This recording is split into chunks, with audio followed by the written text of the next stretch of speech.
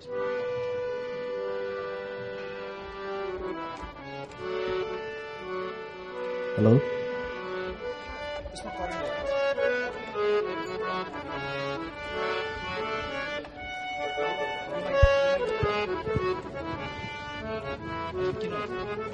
यसरी नै सुरु गर्ने भयो होइन। यो एकदम अनौपचारिक छ। तपाईहरू एउटा फेसबुक पोस्टको भरमा अथवा केहीको भरमा आइदिनु भएको छ, एकदमै धेरै धन्यवाद। कथा तपाईहरुलाई थाहा छ भने थाहा पाइहाल्नुहुन्छ, थाहा पाउनु भएको छैन भने बिस्तारै थाहा पाउनुहुन्छ, नभए यहाँबाट घर गएर सर्च गर्नुहुन्छ। हामीले त्यति नै गर्न सक्छौँ। हामी तपाईहरुलाई जे जति हामीसँग जे जस्तो चिजहरू छ त्यसैबाट एक्सप्लेन गर्न सक्छौँ। And that's all that we have got. सो ताजमहल, ताज तिम्रो लागि प्रेमको एउटा प्रतीक हुन सक्छ, तिमीलाई रमणीय स्थानसँग श्रद्धा हुन सक्छ मेरो प्रियसी, तर अन्तै कतै भेट्ने गर मसँग। राजदरबारमा गरिबको प्रवेशको के अर्थ? जुन द्वारमा टाँसिएका छन् वैभवका चिन्हहरू, त्यही पथमा प्रेमी आत्माले यात्रा गर्नुको के औचित्य? मेरी प्रियसी, प्रेमको विज्ञापनको पर्दा पछाडि लुकेका वैभवका चिन्हहरू त तिमीले पनि देख्नुपर्ने। मुर्दा शासकहरूका चियानसँग रमाउने तिमी आफ्नो अँध्यारो झुपडीमा एकचोटि त चियाउनु पर्ने। असंख्य मानिसहरूले प्रेम गरे यो जगतमा, मैले पनि गरेँ, तपाईहरूले पनि गर्नुभयो। असंख्य मानिसहरूले प्रेम गरे यो जगतमा। कसले भन्छ पवित्र थिएन उनीहरूको माया? तर थिएनन् उनीहरूसँग कुनै प्रेमको विज्ञापनका साधनहरू, किनकि उनीहरू पनि निर्धन थिए, म जस्तै, हामी जस्तै। यी महल र दरबारहरू, यी किल्ला र पर्खालहरू, स्वेच्छाचारी राजाको महानताको स्तम्भ, संसारको पछ्यौरीमा बुट्टा भर्ने ती रङहरू जसमा मिसिएको छ तिम्रा र मेरा पुर्खाहरूको रगत। मेरी प्रियसी, उनीहरूले पनि त प्रेम गरे होलान्, जसका हातका कलाले प्रदान गरे यो सुन्दर रूप। उनीहरूको प्रेमको चियानको नाम निशान कतै छैन। आजसम्म न कसैले जलाएकै छ कुनै दियो। यो बगैँचा, यो जमुनाको किनारा, यो महल, यी चित्र कुदिएका भित्ताहरू, यी खोपा र ढोकाहरू, एउटा बादशाहले दौलतको सहारा लिएर हामी गरिबको प्रेमको उडाएको छ भद्दा मजाक। मेरी प्रियसी, कतै अन्तै कतै भेट्ने गर मसँग। मेरी महबूब कहीं और मिलाकर मुझसे, मेरी महबूब कहीं और मिलाकर मुझसे। तुम नामुमकिन जैसी जगह पर थी, तुम नामुमकिन जैसी जगह पर थी जब मैं तुमसे मिला। इतनी पुख्ता जवान लिखने वाली, इतना अनोखा सोचने वाली, क्यों उम्र को सालों में गिनती हो? क्यों नहीं मेरे लगन के हिसाब से गिनती? मेरी अधूरी तस्वीर जब तुम्हें दिखाई दे जरूर देखना। तुम्हारी आंखों में ये तस्वीरें थी, नहीं तो फकत लकीरें। मेरा तो हुनर भी तुम्हारी दौलत है, तुम्हारे खर्चने के लिए है। कभी तुमने स्कूटर में बाजार बजाते वक्त मेरी पीठ पर साहिर का नाम लिखा, और कभी ये कहा कि पूरी दुनिया घूमाऊं फिर तुम्हें चुनूं तो तुम्हें कोई दिक्कत नहीं। उस वक्त तुम्हारे कमरे के 7 चक्कर लगा के मैं तुम्हारे पास आया और तुमसे कहा कि मैं पूरी दुनिया घूम आया हूं। तुम ही मेरी दुनिया हो आशी, अपना सब कुछ संभाल कर रखना, ये मेरी अमानत है। मेरी इस अमानत के साथ उदासी की ज्यादती मत करना। सारी कायनात तुम्हारा इंतजार कर रही है, सिर्फ तुम्हारा। परदेश में ये मेरा पहला दिन है। मुश्किल राहों में मैंने अपना पहला कदम साबुत कदम से शुरू किया है। मुझे अपनी तरह का आर्टिस्ट बनना है। तुम मेरे साथ मिलकर मेरी सारी किस्मत, मेरी कला और मेरी हिम्मत बन जाओ। इस 900 मील की दूरी पर मेरे विश्वास का हाथ थाम कर पुल बना लो। एक मकान बहुत खूबसूरत जगह ले लिया है, आकर इसे घर बना दो। अपना और अपने सपनों का घर। जिंदगी में पहली बार घर चाहा है मैंने। ये खत होनी के उसी घर से लिख रहा हूं। तुम बत्ती और मैं चिराग, इस तरह हम बहुत कुछ है लेकिन रोशनी नहीं। आओ एक दूसरे से मिलकर जाग उठे, अपना सब कुछ जगा ले। एक न एक दिन बत्ती और चिराग की मिन्नतें भी पूरी होंगी। मुझ पर और भरोसा करो, मेरे अपनेपन पर पूरा एतबार करो। जीने की हद तक तुम्हारा, तुम्हारी जिंदगी का जमीन तुम्हारा जीती। एक लंबा और सांवला सा साया था। जब मैंने चलना सीखा तो मेरे साथ चलने लगा।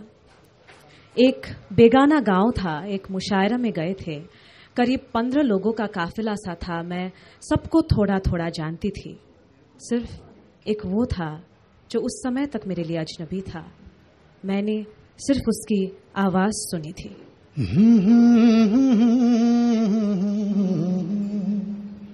ख्याल आता है। उसे भी उस गांव से लौट आना था और मुझे भी। उसके लिए भी वो उतना ही बेगाना गांव था जितना मेरे लिए। और किसी ने बताया उसे भी उसी शहर लौटना है जिस शहर में मुझे लौटना है। वहां पूरे 2 दिन और 2 रातें मेघ बरसते रहे। लौटने लगे तो गांव की पगडंडी पानी में डूबी हुई थी। खेतों की मेड़ पर चलते चलते हमें कोई 5 मील चलना था, फिर लाहौर जाने के लिए बस मिल जानी थी। मैंने बादलों की तरफ इस तरह देखा जैसे वो एक मुश्किल वक्त में बहुत काम आए हों। सूरज की हल्की सी रोशनी में जब उसका साया पीछे की ओर पड़ता तो मैं उस साये में चलने लगती। जिंदगी में पहली बार एहसास हुआ कि मैं जरूर उसके साये में चलती रही हूं, शायद पिछले जन्म से। लाहौर में जब कभी साहिर मिलने के लिए आता था तो जैसे मेरी ही खामोशी में से निकला हुआ खामोशी का एक टुकड़ा कुर्सी पर बैठता था और चला जाता था। वो चुपचाप सिर्फ सिगरेट पीता रहता था। कोई आधी सिगरेट पीकर राखदानी में बुझा देता था, फिर नई सिगरेट सुलगा लेता था। उसके जाने के बाद केवल सिगरेटों के बड़े बड़े टुकड़े कमरे में रह जाते थे। कभी एक बार उसके हाथ को छूना चाहती थी, पर मेरे सामने मेरे ही संस्कारों की एक वो दूरी थी जो तय नहीं होती थी। तब भी कल्पना की करामात का सहारा लिया। उसके छोड़े हुए सिगरेटों के टुकड़ों को संभाल कर अलमारी में रख लेती थी और फिर एक एक टुकड़े को अकेले में जलाती थी। जब उंगलियों के बीच पकड़ती थी तो लगता था जैसे उसका हाथ छू रही हो। यो आगोको कुरा हो, तिमीले कुनै बेला सुनाएका थियौ। यो वर्षौंको त्यही सिगरेट हो जुन तिमीले कुनै दिन सल्काएका थियौ। झिल्को तिमीले बालेका थियौ, यो दिल सधैँ जलिरह्यो। समयले कलम समातेर केही हिसाब लेखिरह्यो। हेर 14 मिनेट भएको छ, यसको खाता हेर। अनि 14 वर्ष भएको छ, मेरो कलमलाई सोध। मेरो यो शरीरमा तिम्रो श्वास चलिरह्यो। धरती साक्षी छ, धुवाँ निस्किरह्यो। उमेरको सिगरेट जलिसक्यो। मेरो प्रेमको सुगन्ध केही तिम्रो श्वासमा, केही हावामा मिलिसक्यो।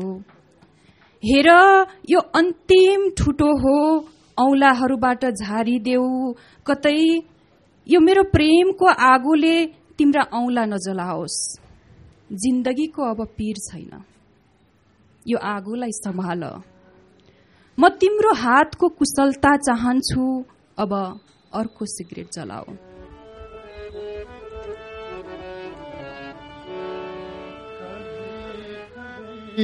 मेरे दिल में ख्याल आता है, कभी कभी मेरे दिल में ख्याल आता है कि जैसे तुझको बनाया गया है मेरे लिए,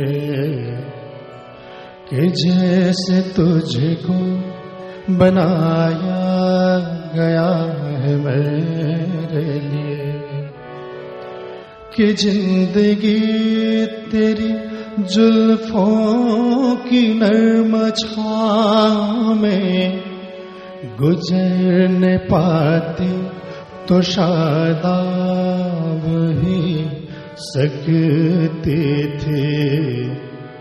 ये तेरी जो मेरी जिस्त का मुकद्दर है, तेरी नजर की शुआओं से मैं खो सकती। तेरी नजर की शुआओं में खो भी सकते थे।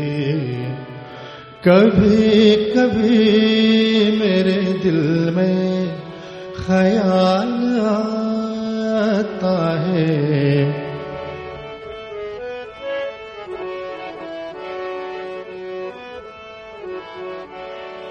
अजब न था कि मैं बेगाना आलम होकर तेरे जमाल की रानाइयों में खो रहता। तेरा गुदाज बदन, तेरी नीम बाज आंखें, इन्हीं हसीन फसानों में महब हो रहता। कभी कभी मेरे दिल में ख्याल आता है।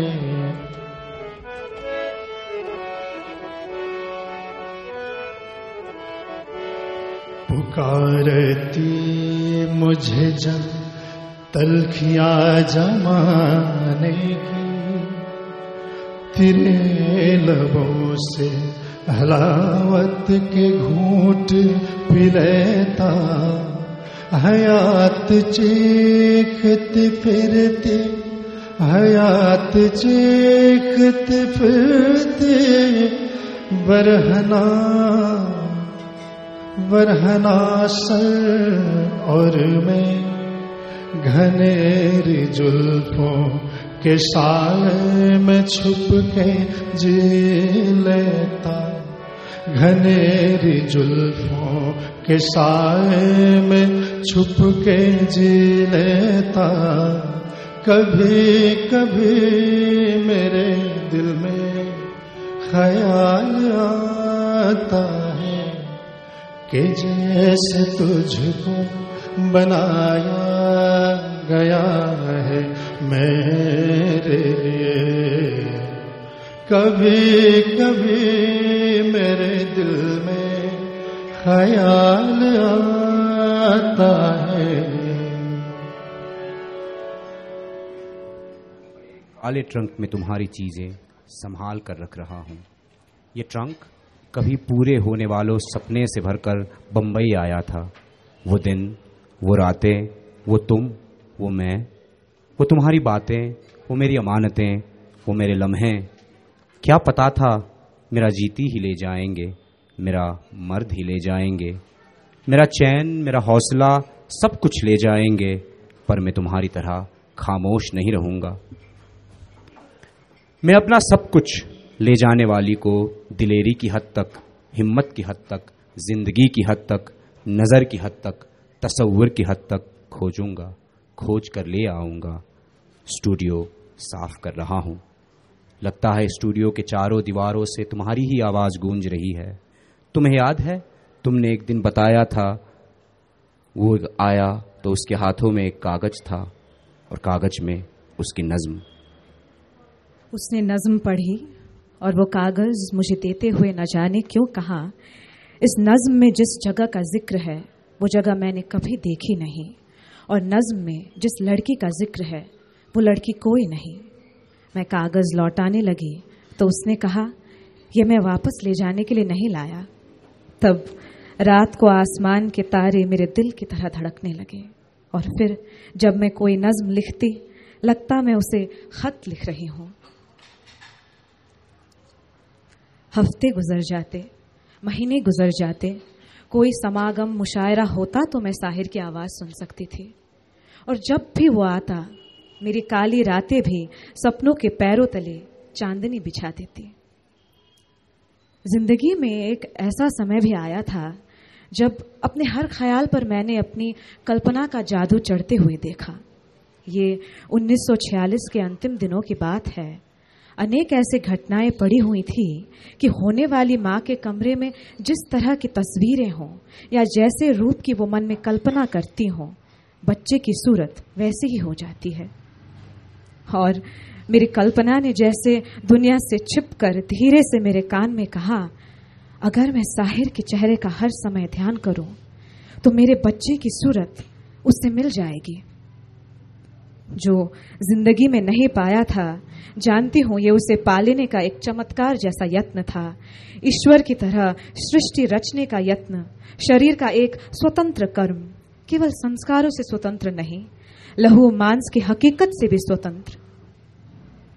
दीवानगी के इस आलम में जब 3 जुलाई 1947 को बच्चे का जन्म हुआ और पहली बार उसका मुंह देखा तो अपने ईश्वर होने का यकीन हो गया, और बच्चे के पनपते हुए मुंह के साथ ये कल्पना भी पनपती रही कि उसकी सूरत सचमुच साहिर से मिलती है।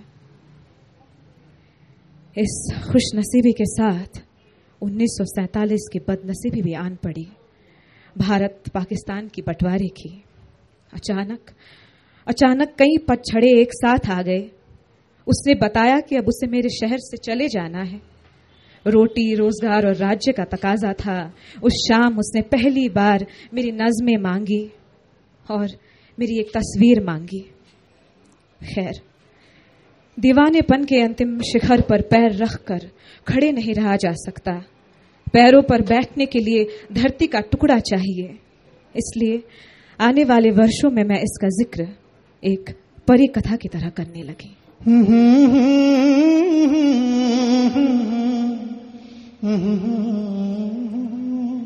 हम क्या करें?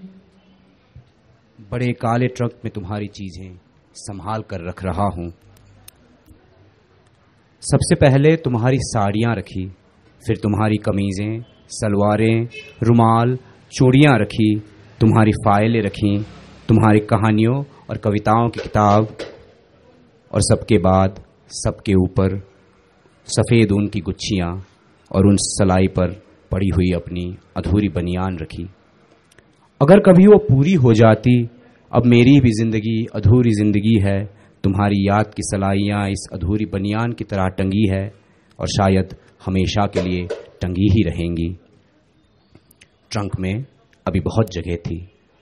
मैं अपनी बन रही अधूरी बनियान में अपने दोनों हाथ ढालकर कितनी ही देर तक उस ट्रंक में सिर रखकर और अपना दिल रखकर पड़ा रहा।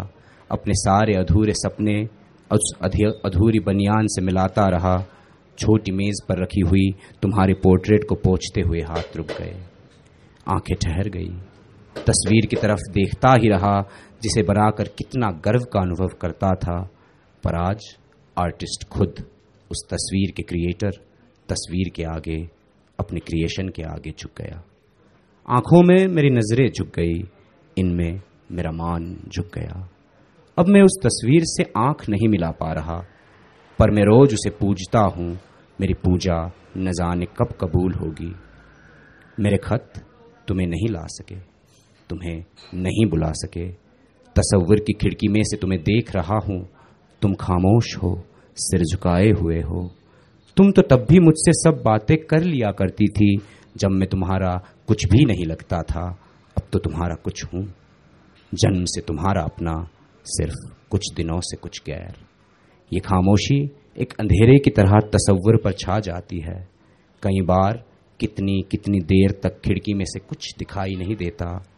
कब तुम नजर भर कर मुझे देखोगी और कब मेरी रोशनी मेरी तरफ देखेगी। कब मैं और मेरा तसव्वुर रोशन होंगे। मेरे प्यार, तुम चुपके अंधेरे में और नहीं रह सकता। मेरी अमानत, मेरी खूबसूरत शाम, तुम्हें अपनी रोशनी को बजाते खुद लेने आ रहा हूं। अपनी खुदी भी तुम्हारे बगैर बेजान लगती है, बेमानी लगती है। जो कुछ भी हूं, अच्छा बुरा, तुम्हारा हूं। तुम जो कुछ भी हो, मेरी हो। जहां भी रहना चाहो मुझे साथ गिन लेना, अलग अब कोई नहीं रहेगा। ये दिल तुम बिन कहे लगता नहीं, हम क्या करें। ये दिल तुम बिन कहे लगता नहीं, हम क्या करें। तसव्वुर में कोई बसता नहीं, हम क्या करें। तुम्हें कह दो अब ये जाने वफा, हम क्या करें, ये दिल तुम बिन कहे लगता नहीं, हम क्या करें। आशी, तुम्हारी नज़में, तुम्हारी कहानियाँ, तुम्हारे उपन्यास, तुम्हारी फाइलें, तुम्हारी साड़ियाँ, तुम्हारी कमीज़ें, तुम्हारी चूड़ियाँ, तुम्हारे पर्स, तुम्हारी तस्वीरें, तुम्हारा जीती, अधूरी बनियान, हम सब अधूरे आ रहे हैं। सवेरे 10:30 बजे डीलक्स से हम नई दिल्ली स्टेशन पर पहुंच रहे हैं। तुमसे मिलने के लिए, देखने के लिए इंतज़ार करेंगे। खुद आकर ले जाना हमें। जब तक तुम नहीं आओगी, हम वहीं स्टेशन पर तुम्हारा इंतज़ार करेंगे। वो हमें और तुम्हारे उपन्यास अशू का प्रेमी राजन दोनों तुम्हारा इंतज़ार कर रहे होंगे। मैं जीती, कभी तुम्हारा सारा अपना, अब एक अजनबी तुमसे मुखातिब है। कभी तुमने बम्बई आते समय 3 दिन मांगे थे, आज मैं मांग रहा हूँ। चाहे 3 दिन दो, चाहे 3 पहर, चाहे 3 घंटे, या चाहे 3 मिनट ही। किसी के दिल में बस के दिल को तड़पाना नहीं अच्छा, किसी के दिल में बस के दिल को तड़पाना नहीं अच्छा, निगाहों को छलकते देख के छुप जाना नहीं अच्छा, उम्मीदों के खिले गुलशन को झुलसाना नहीं अच्छा, लुटे दिल में दिया जलता नहीं, हम क्या करें, हमें तुम बिन कोई जचता नहीं, हम क्या करें, तुम्हें कह दो अब जाने वफा, हम क्या करें, ये दिल तुम बिन कहीं लगता नहीं, हम क्या करें।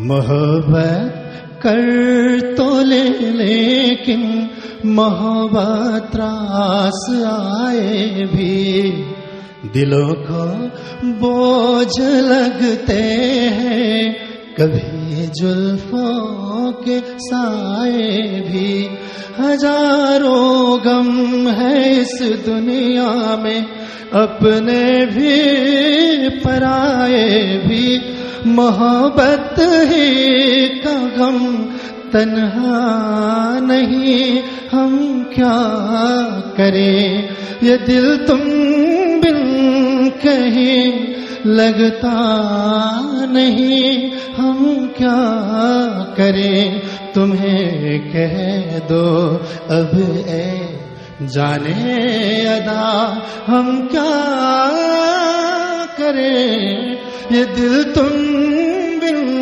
कहीं लगता नहीं, हम क्या करें। मेरी तकदीर, इस धरती पर राजन का वजूद कहीं नहीं था। उसने सिर्फ मेरे सपनों को अपना बना रखा था। और फिर जिस दिन तुमने अशु पढ़कर मुझे फोन किया था, मैं तुम्हारा राजन बोल रहा हूं, उस दिन ये धरती की बात बन गई। इस बात ने करम भी किया है, कहर भी। राही, तुम मुझे संध्या के समय क्यों मिले? जिंदगी का सफर खत्म होने वाला है। तुम्हें अगर मिलना था तो जिंदगी की दोपहर को मिलते, उस दोपहर का सेक तो देख लेते।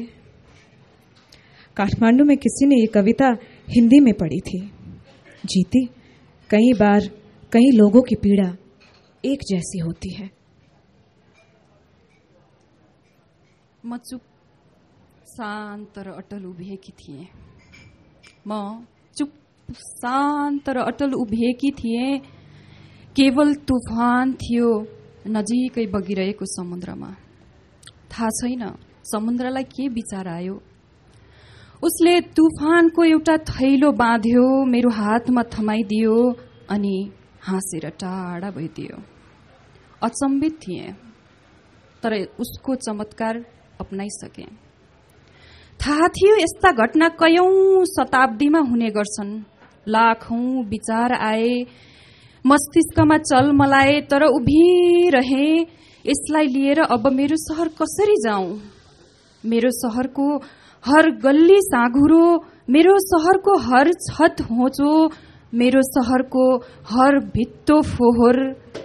सोचे यदि तिमी कतै भेटिन्थ्यौ भने समुद्रले जस्तै यसलाई छातीमा राखेर हामी दुई किनारा जस्तै हाँस्न सक्थ्यौं अनि होचा छत र साँघुरा गल्लीहरूको शहरमा बस्न सक्थ्यौं। तर पुरै दिन तिमीलाई खोज्दैमा बित्यो। मैले मनको जलनको अन्तिम घुटकी पिए। म एक्लो किनारालाई भत्काइदिए अनि जब दिन ढल्न लाग्यो समुद्रको तुफान समुद्रलाई नै फिर्ता गरिदिए। जब रात पर्न थाल्यो अनि तिमी भेटियौ, तिमी पनि उदास, चुप, शान्त र अटल। म पनि उदास, चुप, शान्त र अटल। केवल तुफान छ टाढा बगिरहेको समुद्रमा। कभी खुद पे कभी हालात पे रोना आया। कभी खुद पे कभी हालात पे रोना आया। बात निकली तो हर एक बात पे रोना आया। बात निकली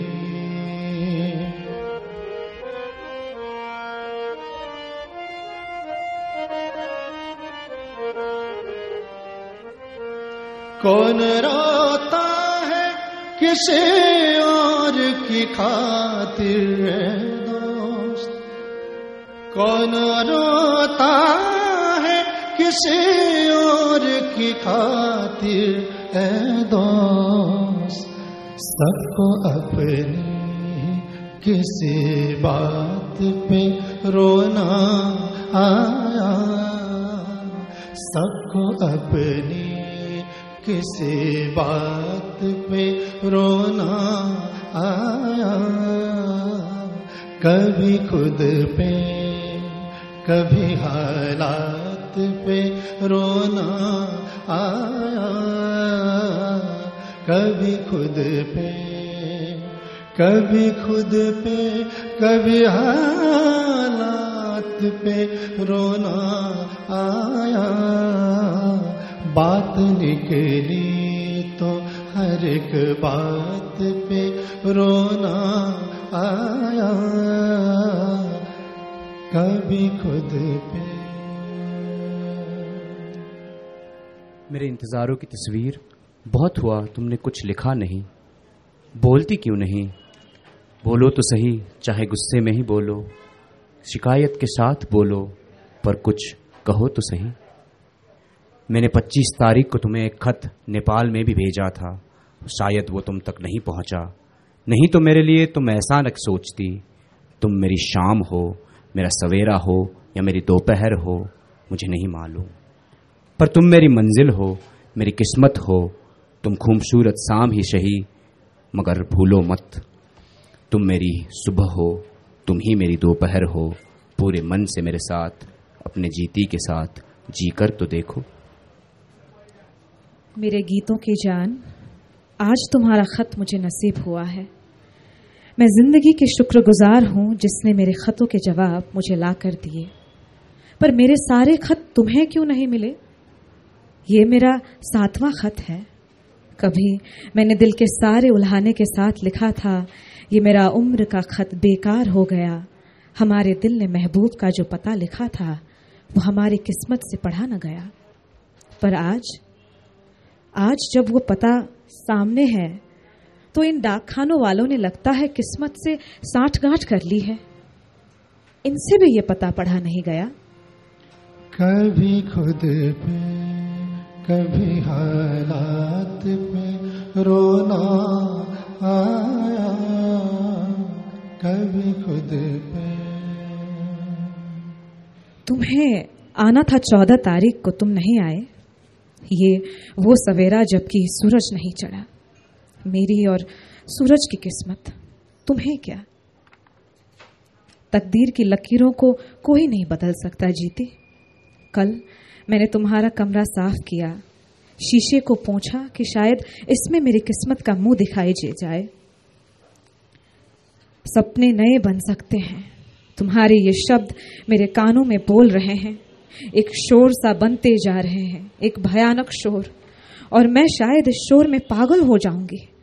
नहीं, तुम्हारे नए सपने का महल बनाने के लिए अगर मुझे अपनी जिंदगी खंडहर भी बनानी पड़े तो मुझे कुछ ऐतराज नहीं होगा। कोशिश करूंगी मेरा एक हावका भी तुम्हारे शहर न पहुंचे, तुम्हारी तरक्की के रास्ते में मेरा कोई दर्द हायल न हो। बदनसीब आशी। वो क्या करे जिससे तुम्हारे बिन रहा न जाए। इस दोपहर को क्या यूं ही गंवा रही हो इंतजार में, इसे जी क्यों नहीं लेती। क्या विछोह तुम्हें बहुत प्यारा है, क्या उसके बिना तुम्हारी कविता जी नहीं सकती। विरह की कविता तुम्हें शौहरत देती है, इसी ने तुम्हें ये ऊंचा मकाम दिया है। तुम इसके बिना नहीं रह सकती, पर जिए बिन रह सकती हो। तुम्हें ये जिंदगी शराब क्यों है। अच्छा, जब तुम्हें कविता से फुर्सत मिले, दिल भर जाए तो मुझे बुला लेना। जो कुछ मेरे पास होगा तुम्हारे लिए, तुम्हारे जीने के लिए हाजिर कर दूंगा। शाम तक तो आ जाओगी, शाम तो जी कर देख लो। अब मैं पागल हूं और तुम शायरा। मजा तब आएगा जब तुम भी पागल के लिए पागल हो जाओगी। उस वक्त तक उस तुम्हारी और मेरी शायरा को सलाम। मेरी तकदीर, मुझे बिरहा के गीतों से प्यार नहीं, मिलन की उस मंजिल से प्यार है जिसकी कठिन राह को काटने के लिए मैंने बिरहा के गीत लिखे। मुझे शोहरत प्यारी नहीं जो बिरहा के गीतों से मिली है। मैं जिंदगी के उस जलवे का इंतजार करती हूं जो मेरी मंजिल मुझे दिखाएगी। आओ मुझसे अपनी दीवानगी को माप लो। मुझे लगता है जैसे साहिर की मोहब्बत के 14 साल भी तुम तक पहुंचने की एक राह थे। मेरे अच्छे जीते, मुझे बताना कि वो लोग कैसे होते हैं जिन्हें कोई इस तरह से आवाज देता है। मैं सारी उम्र कल्पना के गीत लिखती रही, पर यह मैं जानती हूं मैं वो नहीं जिसे कोई इस तरह से आवाज दे। कलमले आज गीतको अन्तरा तोडिदियो, कलमले आज गीतको अन्तरा तोडिदियो। मेरो प्रेम यो कुन निष्कर्षमा आइपुग्यो। हेर आँखा हुनेहरू हो, बसेकी छु सामुन्ने। मेरो हातबाट बिरहको काँडा निकालिदेऊ। जसले अन्धकार बाहेक कहिले केही बुनेन, त्यही प्रेमले आज किरणहरू बुनेर दिएर गयो। उठ आफ्नो घडाबाट पानीको कचौरा देऊ। बाटोका चोटहरू म त्यही पानीले पखाल्नेछु। मैं ये भी जानती हूं तुम वो हो जिसे मैं ये आवाज दे रही हूं। जानती हूं मेरी आवाज का कोई जवाब नहीं आएगा, पर मुझे तुम्हारे मन के कॉन्फ्लिक्ट का भी पता है। यूं तो मैं तुम्हारा अपना चुनाव हूं, लेकिन फिर भी मेरी उम्र, मेरे बंधन तुम्हारे कॉन्फ्लिक्ट की वजह हैं। तुम्हारा मुंह देखा, तुम्हारे बोल सुने तो मेरी भटकन खत्म हो गई, पर आज तुम्हारा मुंह इनकारी है, तुम्हारे बोल इनकारी हैं। क्या इस धरती पर मुझे अभी और जीना है जहां मेरे लिए तुम्हारे सपनों का दरवाजा बंद है।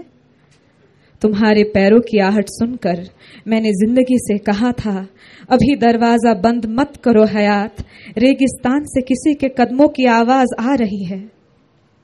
पर आज मुझे तुम्हारे पैरों की आवाज सुनाई नहीं दे रही है। अब जिंदगी से क्या कहूं कि सारे दरवाजे बंद कर ले। लो मलिका, अब मैं अपना सब कुछ तुम्हारे आंचल में एक नोट की तरह बनाकर दे रहा हूं, तुम्हारी बेएतबारी के पल्ले में। अपनी ख्वाहिशें, अपने चाव इस शहर से हमेशा के लिए उधेड़ कर तुम्हारे शहर, तुम्हारी चाहतों, तुम्हारी खुशियों के साथ जोड़ रहा हूं, और अपना एतबार भी तुम्हारी एतबारी के साथ। मैं तो आ रहा हूं, अब एतबार देखिए कब आता है। ये दिल तुम बिन कहे लगता नहीं, हम क्या करें। जीती, तुम्हारे और मेरे नसीबों में बहुत फर्क है। तुम वो खुश नसीब इंसान जिससे तुमने मोहब्बत की, उसने तुम्हारे एक इशारे पर सारी दुनिया वार दी।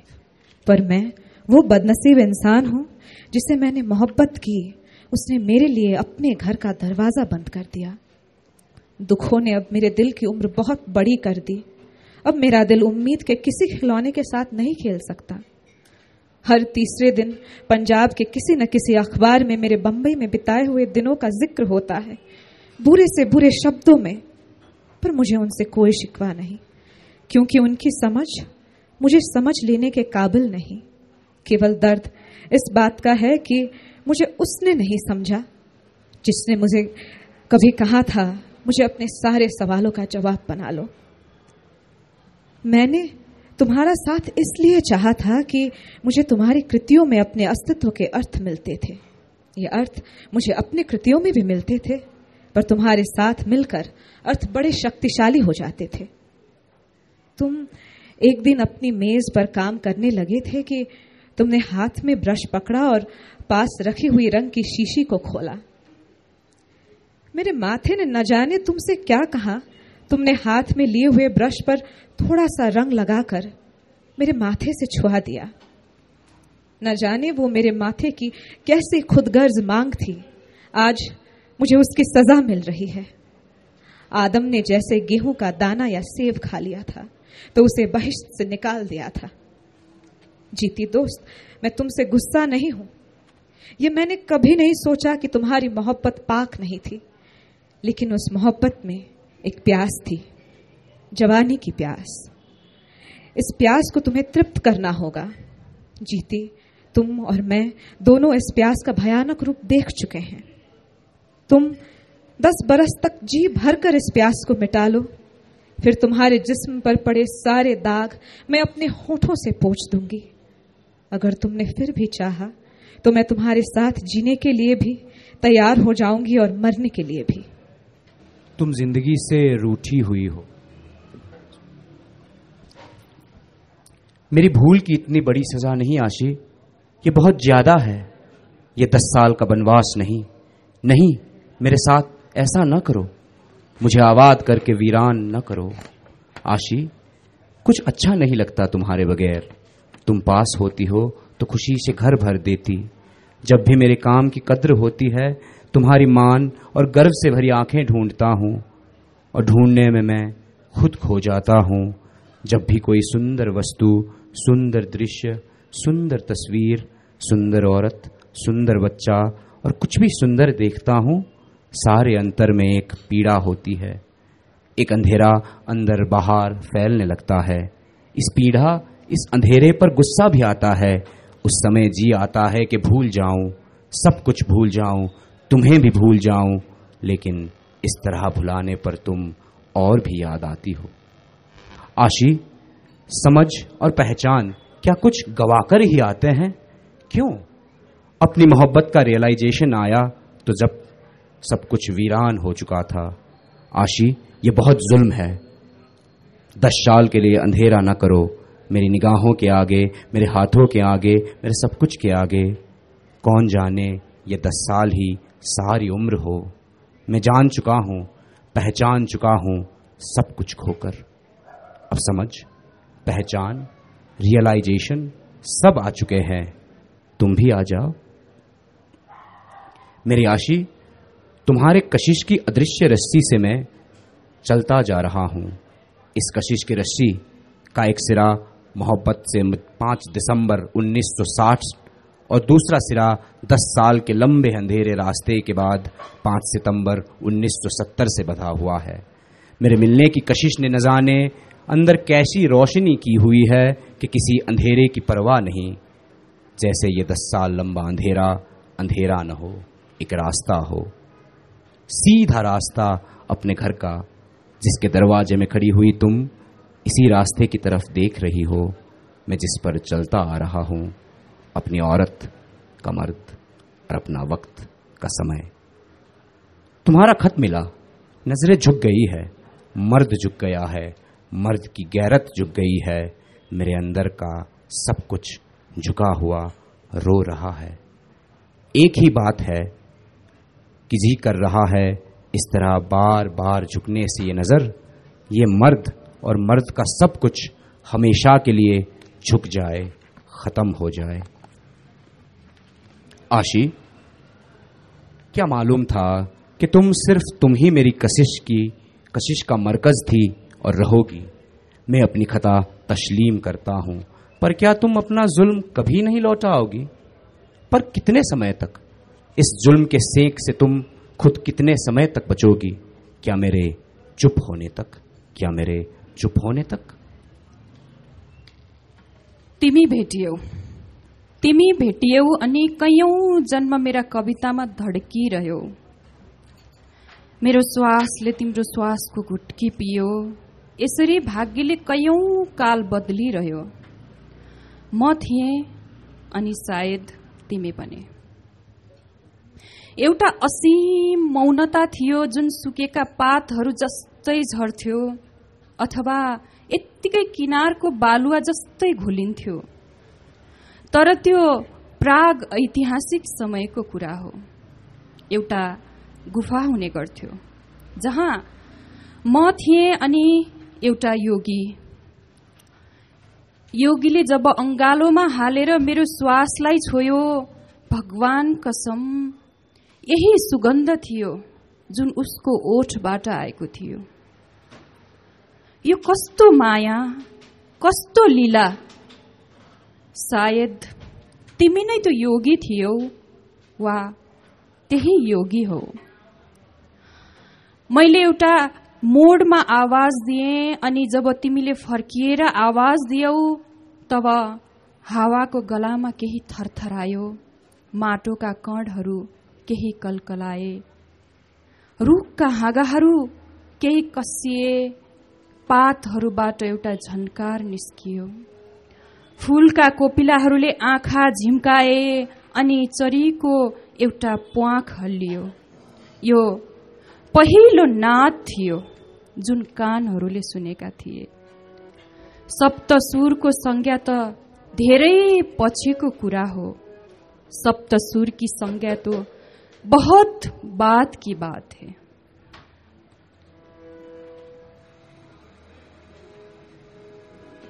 अभी ना जाओ छोड़ के दिल अभी भरा नहीं।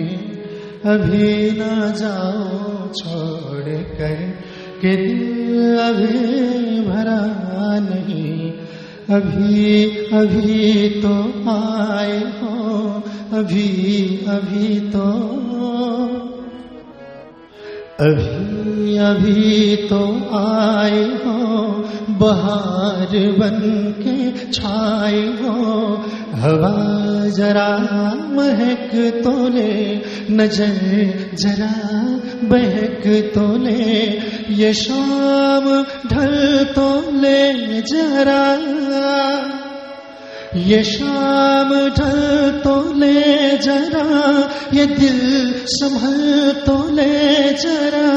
मैं थोड़ी देर जीत लूं, नशे की घूंट पी तो लो, नशे की घूंट पी तो लो। अभी तो कुछ कहा नहीं, अभी तो कुछ सुना नहीं। अभी ना जाओ छोड़ कर के दिल अभी भरा नहीं।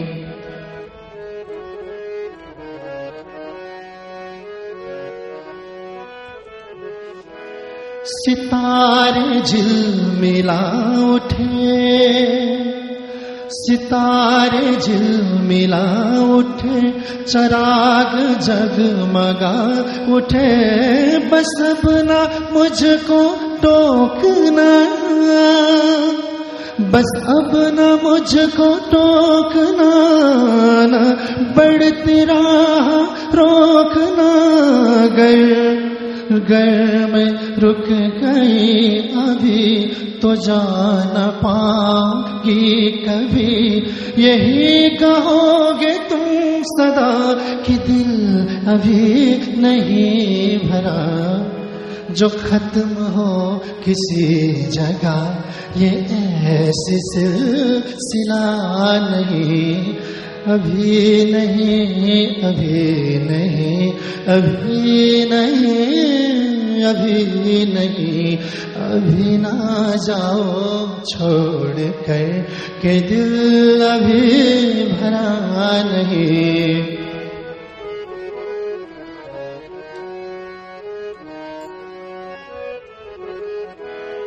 अधूरी आस, अधूरी आस छोड़ के, अधूरी प्यास छोड़ के, जो रोज यूं ही जाओगी तो किस तरह निभाओगी।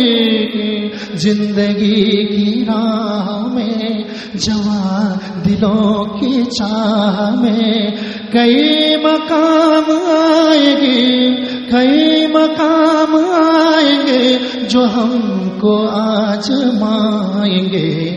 बुरा ना मानो बात का ये प्यार है, गिला नहीं। यही कहोगे तुम सदा के दिल अभी भरा नहीं। हाँ, दिल अभी भरा नहीं, नहीं, नहीं, नहीं, नहीं। अभी ना जाओ छोड़ कर के दिल अभी भरा नहीं।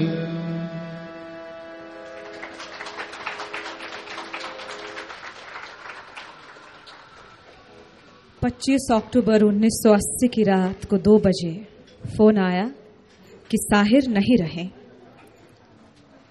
वो रात पूरे 20 दिन पहले के उस रात में मिल गई जब मैं बल्गेरिया में थी। डॉक्टरों ने कहा था कि मुझे दिल की तरफ से खतरा है, और उस रात मैंने नज्म लिखी थी। अपने दिल के दरिया में मैं अपनी हड्डियां आज प्रवाहित करती हूं, पर हड्डियां बदल कैसे गईं?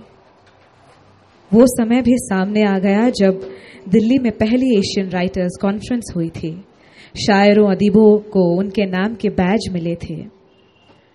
साहिर ने अपने कोट पर से अपने नाम का बैज उतारकर मेरे कोट पर लगा दिया था, और मेरे कोट पर से मेरे नाम का बैज उतारकर अपने कोट पर लगा लिया था। उस समय किसी की नजर पड़ी, उसने कहा कि हमने बैज गलत लगा रखे हैं। तो साहिर हंस पड़ा था कि बैज देने वाले से गलती हो गई होगी। अब बरसों बाद जब रात को 2 बजे खबर सुनी कि साहिर नहीं रहे, तो लगा जैसे मौत ने अपना फैसला उसी बैज को पढ़कर किया है जो मेरे नाम का था पर साहिर के कोट पर लगा हुआ था। मेरी और साहिर की दोस्ती में कभी भी लफ्ज हायल नहीं हुए थे। ये खामोशी का हसीन रिश्ता था। मैंने जो नज़्में उसके लिए लिखी, उस मजमूए को जब अकेडमी अवार्ड मिला तो प्रेस रिपोर्टर ने मेरी तस्वीर लेते हुए चाहा कि मैं कागज पर कुछ लिख रही हूं। तस्वीर लेकर जब प्रेस वाले चले गए तो देखा कि उस पर मैंने बार बार एक ही लफ्ज लिखा था, साहिर साहिर, साहिर। इस दीवानगी के आलम के बाद घबराहट हुई कि सवेरे जब अखबार में तस्वीर छपेगी, तस्वीर वाले कागज पर यह नाम पढ़ा जाएगा तो कैसे कयामत आएगी। पर कयामत नहीं आई। तस्वीर छपी और वो कागज कोरा दिखाई दे रहा था, खाली दिखाई दे रहा था। ये और बात है कि बाद में ये हसरत आई कि खुदाया, जो कागज कोरा दिखाई दे रहा है ये कोरा नहीं था। कोरे कागज की आबरू आज भी उसी तरह है। याद है एक मुशायरे में लोग साहिर से ऑटोग्राफ ले रहे थे। लोग चले गए, मैं अकेली उसके पास रह गई तो मैंने हंसकर अपनी हथेली उसके आगे कर दी थी, कोरे कागज की तरह। और उसने मेरी हथेली पर अपना नाम लिखकर कहा था, ये कोरे चेक पर मेरे दस्तखत हैं, जो रकम चाहे भर लेना और जब चाहे कैश करवा लेना। वो कागज चाहे मांस की हथेली थी, पर उसने कोरे कागज का नसीब पाया था, इसलिए कोई भी हर्फ उस पर नहीं लिखे जा सकते थे। हर्फ आज भी मेरे पास कोई नहीं है। ये कोरे कागज की दास्तान है। इस दास्तान की इब्तदा भी खामोश थी और सारी उम्र उसकी इंतहा भी खामोश रही। आज से 40 बरस पहले जब लाहौर में साहिर मुझसे मिलने आता था, आकर चुपचाप सिगरेट पीता रहता था, राखदानी में जब सिगरेटों के टुकड़े से भर जाती थी वो चला जाता था, और उसके जाने के बाद मैं अकेली सिगरेट के उन टुकड़ों को जलाकर पीती थी। मेरा और उसका सिगरेट का धुआं सिर्फ हवा में मिलता था, सांस भी हवा में मिलते रहे और नज़्मों के लफ्ज भी हवा में। सोच रही हूं, हवा कोई भी फासला तय कर सकती है। वो आगे भी शहरों का फासला तय किया करती थी, अब इस दुनिया और उस दुनिया का फासला भी जरूर तय कर लेगी। अब 2005 में अमृता की मौत के बाद इस धरती पर अमृता इमरोज का बस नाम रह गया है। मेरी शायरा, अब जो तुम चली गई हो, याद कर रहा हूं मैंने तुम्हें कहा था, तुम किसी एक धरती, किसी एक देश, किसी एक जबान या किसी एक कौम को बिलोंग नहीं करती। तुम बिलोंग करती हो हर उस कौम को जिसके लोग किसी भी अतीत में नहीं जीते, नीरे पूरे आज में जीते हैं और आज की तरह ही अपने आप के साथ जीने लगते हैं और एक दूसरे के साथ बसते हैं। तुम बिलोंग करती हो हर उस रात और हर उस दिन को जहां हर रात एक नई कृति के ख्याल को कोख में डाल कर सोती है और जहां हर सवेरा एक नया गीत गुनगुनाते हुए दिन की सीढ़ियां चढ़ता है। माजा, तुम्हें रोमेनिया जाना था और वेस्ट जर्मनी भी, जहां लोग तुम्हें अदब और प्यार से बुला रहे हैं, वो तुम्हारा इंतजार कर रहे हैं। माजा, इस बेकरारी के अय्याम में तुम्हें वहां हर जगह, हर मुल्क, हर शहर और हर महफिल में मिलूंगा। जहां भी तुम होंगी मैं वहां जरूर होऊंगा। इकरार की हद से इधर अब कोई हद नहीं। इन मुल्कों की सब जबानों में अब मेरे नए नाम होंगे, जो शायद तुम्हें बोलने में मुश्किल लगे, जिन्हें पहचानने में बिल्कुल मुश्किल नहीं होंगी। हर नई इमारत में मेरी सूरत और हर पुराने गिरजाघर में तुम मेरे कदमों के निशान पहचान लोगी। हर फूल में मेरा रंग और हर हवा में मेरा महक पाओगी। हर झील से मेरी गहराई और हर दरिया से मेरी रवानी को जान लोगी। हर नज्म के नए ख्याल से और हर गीत की धड़कती हुई लय से मैं तुम्हारी तरफ बार बार देखूंगा। ओ मेरी आरबीरत झील, क्या तुम क्या जानो कि यहां एक समुद्र तुम्हारे सामने है। माजा, एक सूरज आसमान पर चढ़ता है, आम सूरज, सारे धरती के लिए सांझे का सूरज, जिसकी रोशनी से धरती पर सब कुछ दिखाई देता है, जिसकी तपिश से सब कुछ जीता है, जन्मता है और फलता है। इससे एक बात, एक रिश्ता बन जाती है, एक ख्याल, एक रचना और एक सपना, एक हकीकत। इस सूरज का रूप इंसान होता है। इंसान के रूप की तरह इसके भी कई रूप हो सकते हैं। इंसानियत में जितना कुछ खूबसूरत है वो अब तुम में समा गया है। तुम एक फारसी शेर का जिक्र करती थी। रेगिस्तान में हम धूप से चमकती रेत को पानी समझकर दौड़ते हैं, भुलवा खाते हैं, तड़पते हैं, पर लोग कहते हैं कि रेत रेत है, पानी नहीं बन सकता। और कुछ सयाने लोग उस रेत को पानी समझने की गलती करते हैं।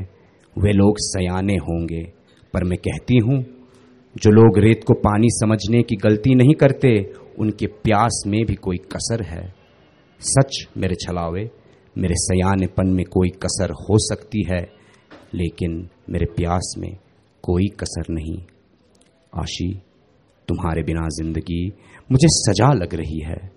काम करता हूं तो सिर दुखने लगता है। अब मैं खुद से नाराज हूं, बेहद नाराज, और ईश्वर से नाराज हूं। वो ईश्वर जिसके बारे में तुम कहा करती थी, अगर वो होता तो क्या मेरी बात ना सुनता? तूने उससे क्या कहा था? मैंने उससे कहा था कि मेरी मां को मत मारना। तूने उसे कभी देखा है? वो दिखाई थोड़ी देता है, पर उसे कभी सुनाई भी तो नहीं देता। मेरे आशी, उस ईश्वर ने मेरी भी नहीं सुनी। मैं उस ईश्वर से बेहद नाराज हूं। थोड़ी देर खुश होता हूं तो फिर से तुम्हारा ना होना मुझे जकड़ लेता है, और सब कुछ का कुछ अर्थ नहीं रहता। ये दिनांक, ये दैनिकी, सब कुछ सब कुछ।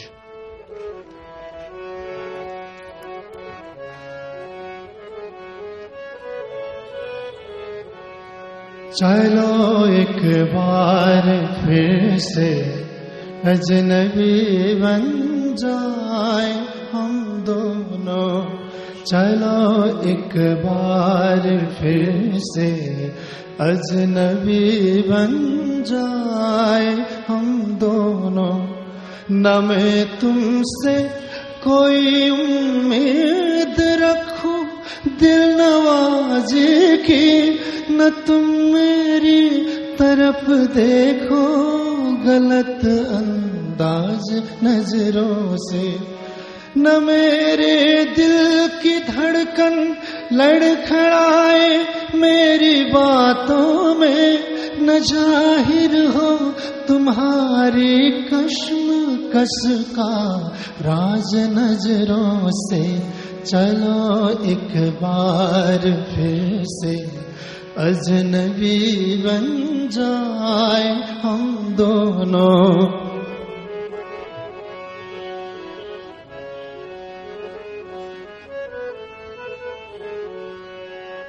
तुम्हें भी कोई उलझन रोकती है पेश कदमी से, मुझे भी लोग कहते हैं कि ये जलवे पराए हैं। मेरे हमराह भी रुसवाइयां हैं मेरी माँ जी की, मेरे हमराह भी रुसवाइयां हैं मेरी माँ जी की। तुम्हारे साथ भी गुजरी हुई रातों के साए हैं।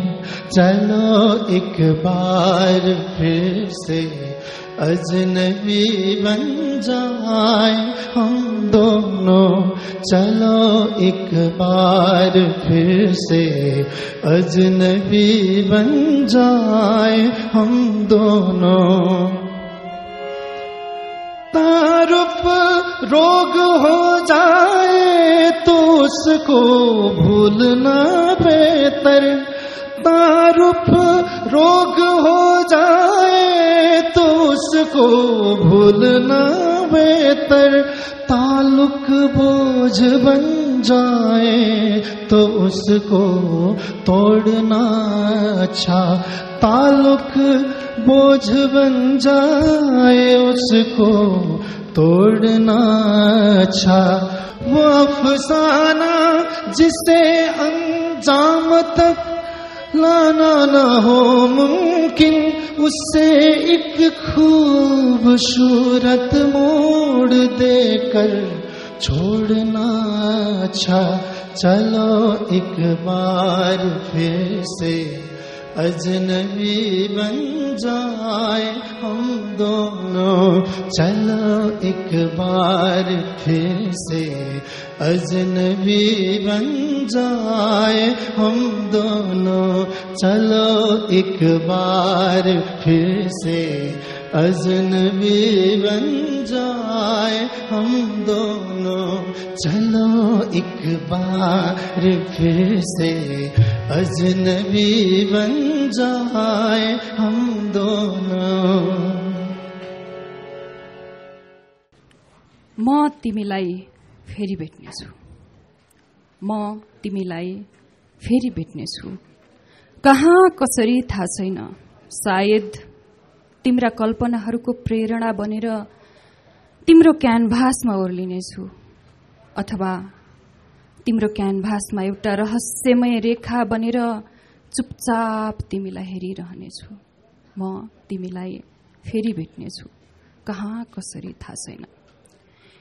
या सूर्यको तेज बनेर तिम्रो रंगमा घुलिरहनेछु, अथवा रंगहरूको अंगालोमा बसेर तिम्रो क्यानभासमा फैलिनेछु, थाहा छैन कहाँ कसरी, तर तिमीलाई पक्कै भेट्नेछु। या एउटा चस्मा बनेर जसरी झरनाबाट पानी उड्छ, म पानीको थोपा तिम्रो शरीरमा दल्नेछु, अनि एउटा शीतल अनुभूति बनेर तिम्रो छातीमा टाँसिनेछु। म अरू केही जान्दिन, मात्र यति जान्दछु कि समयले जे गर्नेछ यो जन्म मेरो साथै चल्नेछ। यो शरीर सकिएपछि सबै कुरा सकिन्छन्, तर यादका धागाहरू ब्रह्माण्डका पलहरू जस्तै हुन्छन्। म तिनै पलहरूलाई छान्नेछु, तिनै धागोहरूलाई समेट्नेछु। म तिमीलाई फेरि भेट्नेछु, कहाँ कसरी थाहा छैन। म तिमीलाई फेरि भेट्नेछु। मैं तुम्हें फिर मिलांगी, मैं तेनू फिर मिलांगी, मैं तेनू फिर मिलांगी। र हामी तपाईलाई फेरि भेट्नेछौँ। तपाईहरुलाई धेरै धेरै धन्यवाद। कार्यक्रम यस्तै भयो, कस्तो भयो ठ्याक्कै चाहिँ थाहा छैन। सो लेट मी इन्ट्रोड्युस राजसागरले चाहिँ साहिरले लेखेको गीतहरू गाउनु भएको थियो। उहाँले आज जति पनि गाउनुभयो सबै साहिरको गीतहरू गाउनु भएको थियो। रिमा केसी, यो चाहिँ मैले एउटा विज्ञापन पनि गर्न चाहेँ। उहाँले अमृता प्रीतमका छानिएका कविताहरू अनुवाद गर्नुभएको छ। सो उहाँको मात्रै पार्ट चाहिँ सबै नेपालीमा थियो। उहाँले आफैले अनुवाद गरेका कविताहरू उहाँले पढ्नुभएको। अगाडि मैले पढेको ताजमहल कविता त्यो चाहिँ साहिर लुधियानवीको कविता थियो, जो चाहिँ उहाँले नै अनुवाद गर्नुभएको थियो। एन्ड भेनिसा आचार्य एज अमृता प्रीतम एन्ड सार्थक भट्टराई एज इमरोज। हामी चाहन्छौँ तपाईहरुलाई आज हामीले जे सक्यौं त्यो दियौं, हामी जस्तो सक्यौं त्यस्तो दियौं, थोरै समयमा दिएका हौं। हामी चाहन्छौं तपाईहरु हामीलाई अन्त कतै लान सहयोग गर्नुहोस्। हामी तपाईहरुमा भर परेका छौं। अब चाहिँ यदि तपाईहरुलाई राम्रो लागेको छ भने हामीलाई लिएर जान सक्नुहुन्छ। धन्यवाद।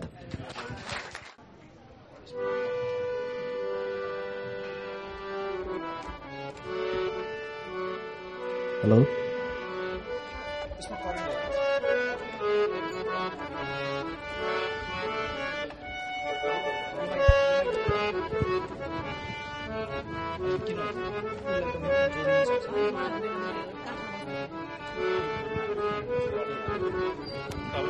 Hello, hello,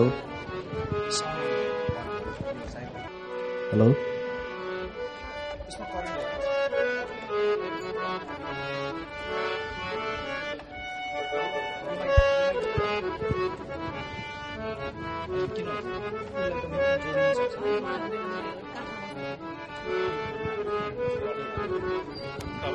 hello, hello,